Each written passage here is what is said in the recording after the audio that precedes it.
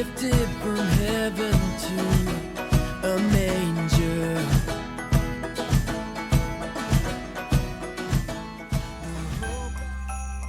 I love the lights of Christmas time. I think it was so strategic to place Christmas with all its pretty lights right around the time of the year when daylight was the shortest. I don't like the darkness. I mean, what is it about nighttime that makes everything scarier, right? Fears heighten, heartaches and failures just magnify. I think that's why I love that one of the names for Jesus is Light of the World.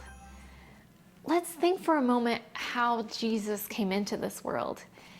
He was enclosed in utter darkness for 9 months in the womb of his mother. And he did that so he could come into our world and be the light of the world for us. You know, I love how John opens up his gospel. He's talking about a time before this first Christmas ever began, and he's building up the anticipation of it. And he says in John 1, verse 9, "The true light that gives light to every man was coming into the world." Jesus, Light of the world, was coming into the world, into that first Christmas. And that's what we celebrate at Christmas, the light of the world coming into this world. You know, when I think about Jesus's light, this isn't a dinky flashlight. You know, it's not even the pretty twinkly sparkly lights at Christmas. Jesus's light is powerful. We see this when we see the transfiguration. When he was transfigured on the mountainside, the scriptures say that his face shone like the sun, and that the disciples immediately fall down on their faces in worship. Think about Saul, who later became Paul, on the road to Damascus. He encounters the resurrected Jesus. And it says that there was a flashing of light from heaven. And Saul immediately falls down on his face. It's powerful. I mean, even nature responds to Jesus, Light of the world. When Jesus was born, a star in the sky starts to shine brighter than it has ever shone before, leading wise men to him.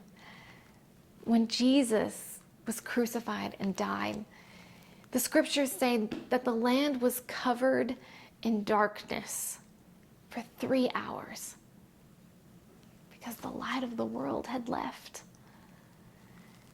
But you know, one of the images that I really love that the Bible talks about is when this world is said and done and over.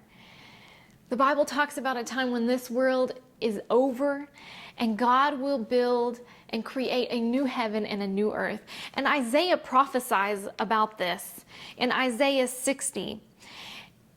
And I want to particularly look at verse 19. It says that during this time, the sun will no more be your light by day, nor will the brightness of the moon shine on you, for the Lord will be your everlasting light, and your God will be your glory. Well, what is he saying? Revelation. Look at Revelation 21, verse 23.